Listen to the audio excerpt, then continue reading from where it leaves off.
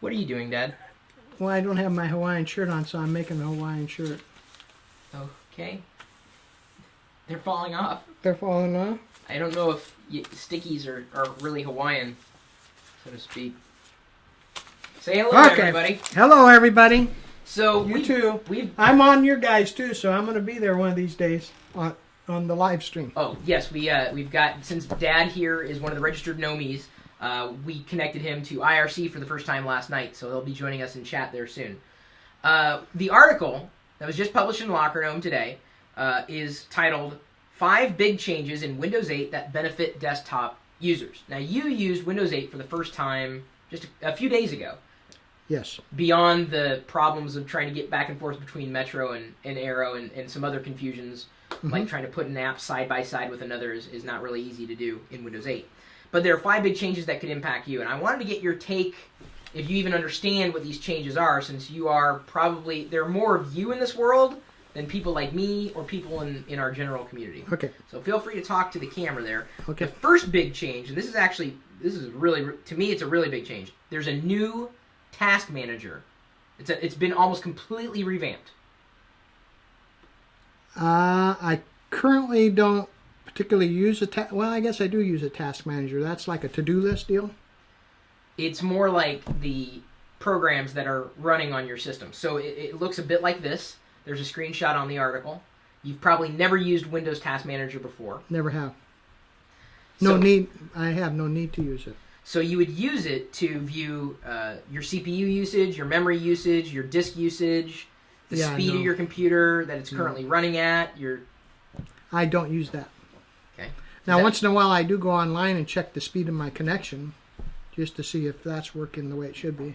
That doesn't really come with Windows 8, although there's a bandwidth monitor on Windows 8.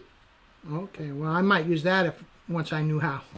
Okay. So the second one that's a really big change is enhanced security. What do you think about that?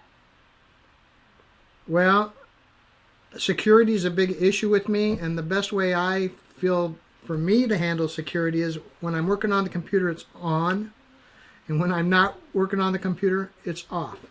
So that's kind of my own personal security. I would have to learn more about the security, because sometimes if you're talking about, like, if you set the security high, medium, that kind of thing, sometimes if you set that in the wrong place, it causes you problems on certain sites on the internet that you really choose to visit, and then something usually pops up on the screen that allows you to kind of temporarily bypass the security.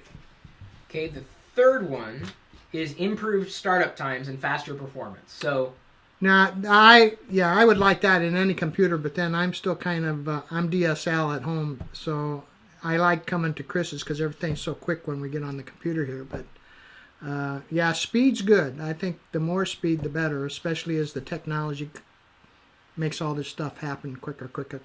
And certain optimizations that Microsoft's made, Windows 8 can even perform better in certain tasks than even Windows 7 could on the same computer. Well, again, once I would learn that, I think that would be a nice benefit. Okay, another big enhancement is to the Aero desktop, or the classic desktop that you've known, and dual monitor support. I mean, so you can have 2 monitors? Yeah, better support for 2 monitors. And you've always been able to have that. Okay, because I showed Chris the computer I'm thinking about buying to replace my tower at home, and I plan to have 2 screens so I can become like my son, except now I see he's got 1, 2, 3, 4, 5, so I got to go a long way. But I don't think they're all hooked up to the computer. No, they're not the same. And then the biggest change to Windows, and this is pretty apparent to everybody, is what they call the Metro UI. So remember those little tiles and squares that you're moving around, the boxes? Mm-hmm. Those are supposed to be windows. That's why they're like that. Well, that's one way of looking at it. This is the Metro UI. Okay. So after we got past the initial hurdles of figuring out, how to get back and forth between the different environments that Microsoft set up currently in the preview, what did you think about that Metro UI interface on the desktop?